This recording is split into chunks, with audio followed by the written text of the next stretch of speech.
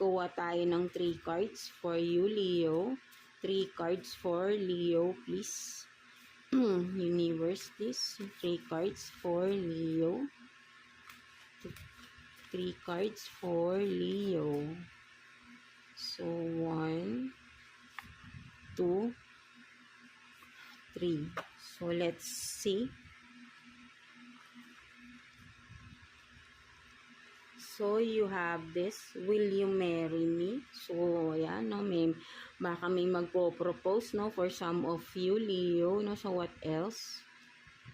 You know my secrets, no, so may secrets pa pala rito, right? No, so, tignan natin, no, kung talagang magpo-propose ba, right? No, so, tignan pa natin.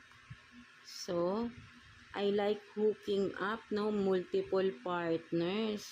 So, ayan, no, Leo, no, so ang nakikita ko dito, Leo, no, hindi proposal, no, for some of you, ang nakikita ko dito, you are married, no, to this person, no, mga Leo, no, you discovered, no, na this person of yours, this, spouse, no, is hooking up with multiple partners, no? So, marami tong mga third parties, no?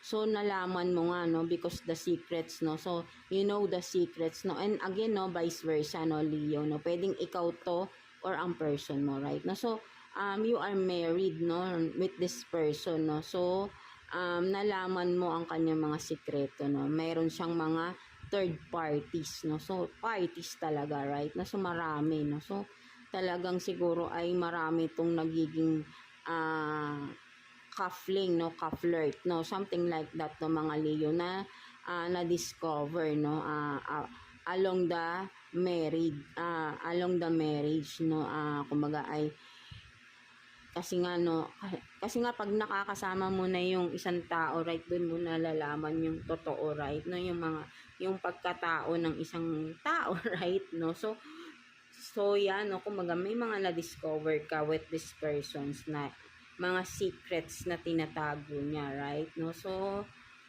yan, no, I don't know if you are in separation right now, but then, this is clear to me na that you are married, no? So, kumbaga kasal talaga kayo ng tao na ito, no? At then, yun nga ay, may secrets na na-reveal, no? Something like that, no? So, there are a lot of secrets na hidden, no? But then, ay nalaman mo na din, no? And again, vice versa, no? So, I don't know what's going on, no? So, ayun lang naman yung nakikita ko rito, no? So,